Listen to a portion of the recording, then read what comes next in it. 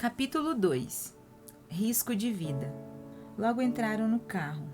Passado alguns minutos de silêncio, surgiu outro contratempo, agora mais brando, mas não menos impactante. Parecia que aquele era um dia para ser esquecido. Marco Polo recebeu a ligação de um psiquiatra da Universidade de Oxford, um intelectual notável, um amigo honesto, transparente. Marco Polo, como está, amigo? É o Mark MacDonald. Como está, Mark? Bom ouvir sua voz. Desculpe ser direto. Seus debates em Israel estão repercutindo em muitas universidades de todo o mundo. Consegue perceber as gravíssimas consequências disso? Bem, eu quase fui morto há poucos minutos, disse com uma pitada de bom humor. Não estou brincando, Marco Polo, continuou seu colega de profissão. Você é respeitado mundialmente. Não percebe que vai enterrar a sua reputação acadêmica? Advertiu de forma dramática. Todos são enterrados quando estão mortos, mas muitos, devido à sua preocupação neurótica com o que os outros pensam deles, são sepultados quando ainda estão vivos. Você já foi sepultado? Questionou Marco Polo, recordando que havia pouco dissera a Sofia. Seu bom humor sempre me impressionou, Marco Polo. Mas o que está fazendo é uma verdadeira loucura, um suicídio acadêmico. Entrar numa seara que os religiosos negligenciaram é loucura? Estudar sem viés religioso a mente do personagem mais famoso da história é suicídio? No passado, a religião fazia a inquisição, colocava inocentes na fogueira. Hoje, as universidades se tornaram a religião do conhecimento, colocando na fogueira os que pensam fora da curva, refletiu o psiquiatra da Califórnia. Debater com Marco Polo, um especialista em implodir sofisma e esfacelar falsas crenças, era uma tarefa árdua. Marco MacDonald engoliu em seco. Ainda fez investidas, porém mais amenas.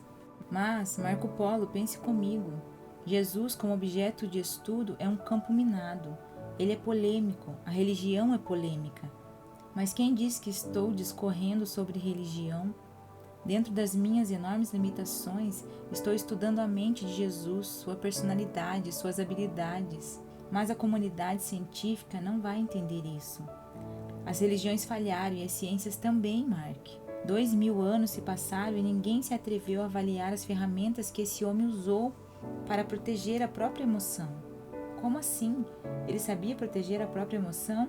Indagou o curioso Mark MacDonald. Eu sempre pensei que Jesus tivesse sido alguém depressivo, combalido emocionalmente. Sofia, o taxista, ouviu atentos o que Marco Polo falava ao celular. Ele comentou com seu amigo. Ainda estou analisando suas ferramentas.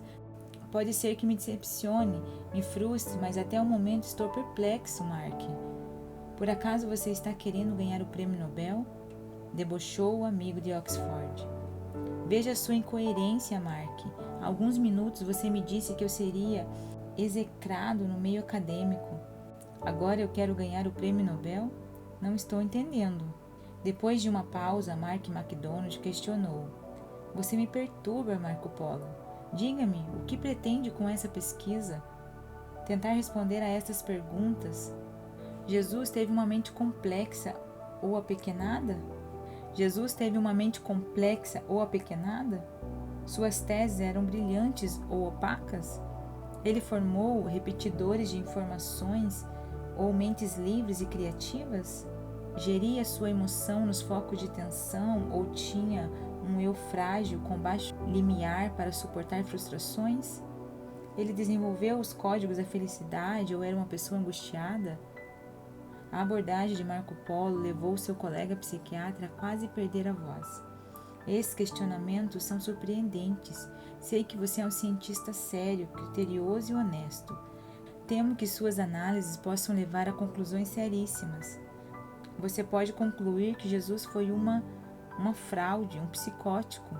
Milhões de católicos, protestantes e de membros de inúmeras religiões que o admiram poderão se abalar. Talvez, admitiu Marco Polo. Ou então minhas pesquisas podem. Podem o quê? Indagou o psiquiatra inglês.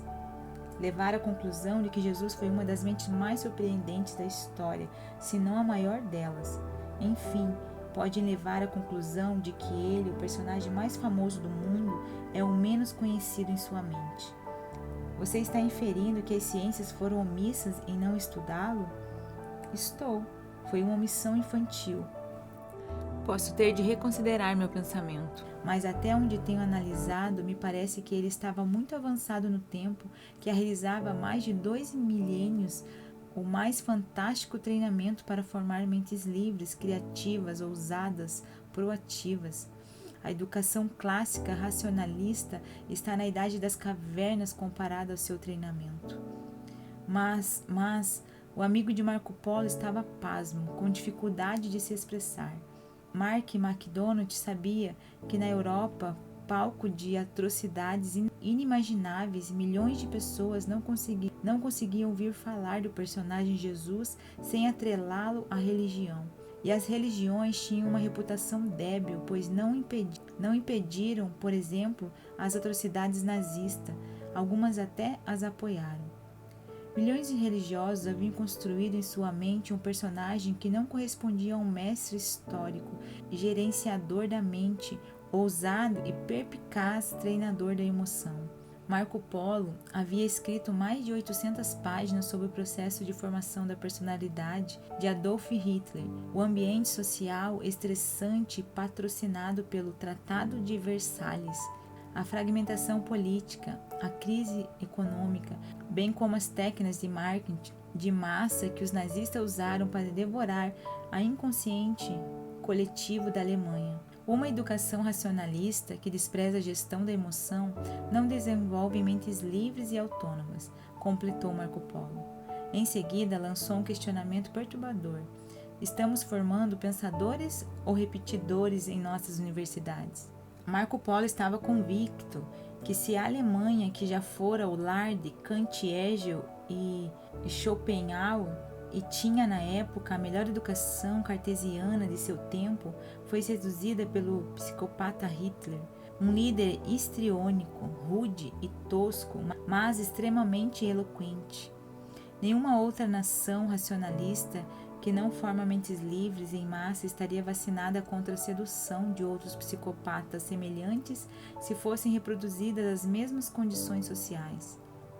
Hitler era paradoxal, vegetariano, não queria que os animais sangrassem, mas conduziu milhões de inocentes, inclusive crianças, à morte nos campos de concentração.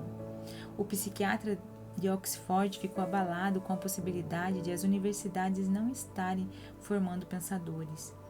Mas é difícil estudar o passado de alguém que morreu há 2000 anos. Mas estudamos Sócrates, que jamais escreveu um livro. Estudamos Platão, Aristóteles, que não tem uma biografia detalhada.